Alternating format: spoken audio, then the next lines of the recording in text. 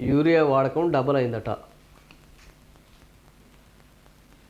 2014-15లో 10.5 లక్షల టన్నులు, 2024-25లో 20.8 లక్షల టన్నులు, ఈసారి 22 లక్షల టన్నులకు పెరుగుతుందని అంచనా. ఇప్పటికే 16 లక్షల టన్నులు వినియోగం. అవసరానికి మించి యూరియా వాడకంతో నష్టం, నేల నిస్సారమవుతుందన్న వ్యవసాయ శాస్త్రవేత్తలు. అదే ఆడలేక మధ్యలో ఓడు అంటాం కదా. సో ఇప్పుడు ఈ లెక్కలు ఇస్తున్నారు. గత 10 ఏళ్లలో రెట్టింపైన వినియోగం. గత 10 ఏళ్లలో రెట్టింపైన వినియోగం ఉంది. గత 10 ఏళ్లలో రెట్టింపైన ఉత్పత్తి కూడా ఉన్నది. గత 10 ఏళ్లలో రెట్టింపైంది, ఉత్పత్తి కూడా చాలా రెట్టింపైంది. ఉత్పత్తి గురించి మాట్లాడతలేరు, ఓన్లీ వినియోగం గురించి మాత్రమే మాట్లాడుతున్నారు. అంటే సగం చెప్పి సగం చెప్పకపోవడం.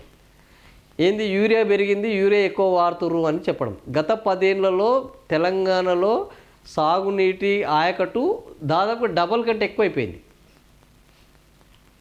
సో ఈ ఇన్ని ఎకరాలు పెరిగినప్పుడు అంత యూరియా పెరుగుతుంది, అంత ధాన్యం ఉత్పత్తి పెరిగింది. అయితే ఇప్పుడు ఎందుకు ఈ లెక్కలు బయటకు తీస్తున్నారంటే, మన కిషన్ రెడ్డి ఒక మాట మాట్లాడారు, ఎక్కువ మనం రసాయనాలు వాడుతున్నాం, వాడొద్దు అని.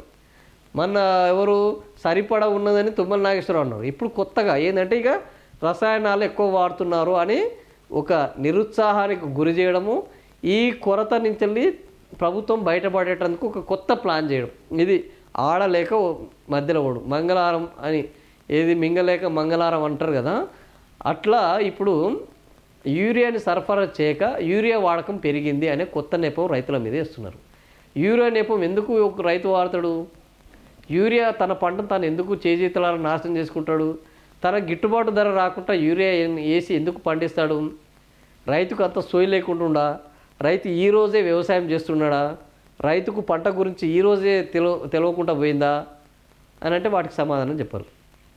రైతు ఒడ్లు కొనరు, రైతు ధాన్యం కొనరు, సోయా కొనరు, పత్తి కొనరు. పైగా ఆయన ఎక్కువ వాడుతున్నాడు కాబట్టి నిస్సారం అవుతుంది. నేలను అత్యంత ఎక్కువ ప్రేమించేదే రైతు. రైతు దాన్ని నిస్సారం చేసుకోవాలన్నా సారం చేసుకోవాలన్నా రైతుకు తెలుసు. ఒకవేళ అవగాహన లేకపోతే అవగాహన కల్పిస్తాయి. కానీ పెరిగిన ఉత్పత్తి ఎంత, వాడకం ఎంత అనేది మాత్రం ఇక్కడ చూపెట్టడం లేదు. అది పరిమితికి మించి వాడుతున్నారట. సగటున 100 నుంచి 120 కిలోల వాడకం ఉండగా తెలంగాణలో 170 కిలోలకు చేరింది. ఎందుకు చేరింది అనే దానికి లెక్కలు ఉన్నాయి.